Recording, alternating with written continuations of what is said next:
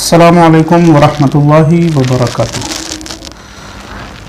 मुल्क में लॉकडाउन और नाइट कर्फ्यू जैसी सूरत हाल को देखते हुए बहुत से मसाइल ने जन्म लिया है। एक सवाल आया है कि सफ़ में, तरावीह में या गैर तरावीह में एक नमाजी का दूसरे नमाजी से कांधा मिला होना, कांधे का मस होना, या एक नमाजी के बदन से दूसरे नमाजी के बदन का टच होना, ये ज़रूरी है? क्या इसके बगैर नमाज नहीं हो सकती? इस सवाल का जवाब यह है कि आम हालात की बात अलग होती है और जो हालात इस वक्त चल रहे हैं उनकी बात अलग है। हमेशा याद रखिए कि हालात बदलने से अहकाम बदल जाते हैं। बाज़ अहकाम वो होते हैं जो हालात को देखते हुए, सूरत हाल देखते हुए तब्दीलियां कबूल कर लेते हैं।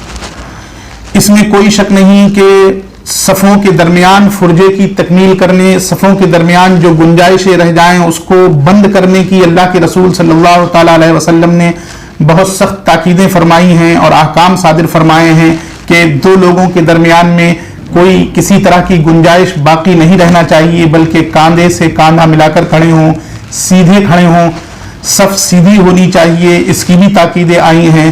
लेकिन इसके बावजूद ऐसा नहीं है कि अगर कांधे से कांधा मिला हुआ नहीं है, एक बदन दूसरे बदन से टच नहीं है, तो जमात नहीं होगी या नमाज नहीं होगी या इक्तिदा दुरुस्त नहीं होगी।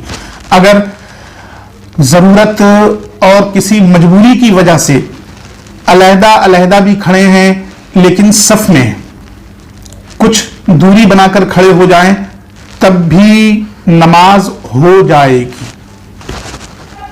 इस सिलसिले में उस रिवायत से इस्तिफादा किया जा सकता है जिसमें जिक्र है कि एक सहाबी रसूल नमाज के लिए तशरीफ ला रहे थे।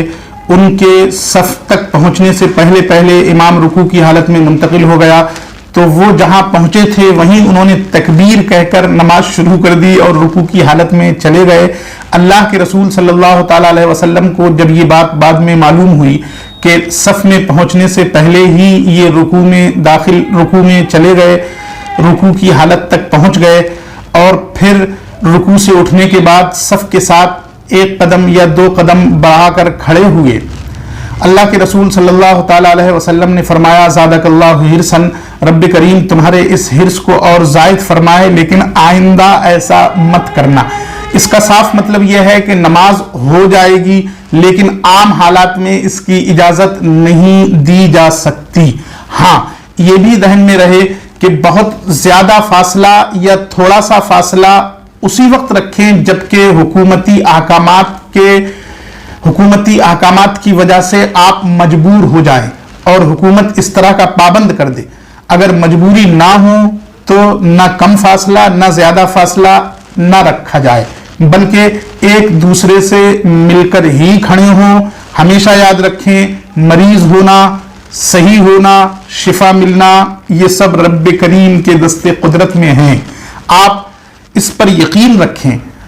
अगर मजबूरियां हों तो इन सूरतों में अमल किया जा सकता है, यानी गुंजाइश होते हुए भी हम नमाज के लिए खड़े हो सकते हैं और हमारी नमाज सही हो जाएगी। अल्लाह तबारक व तआला से उम्मीद है कि रब्बे करीम इस नमाज को जमात के साथ कबूल फरमाएगा।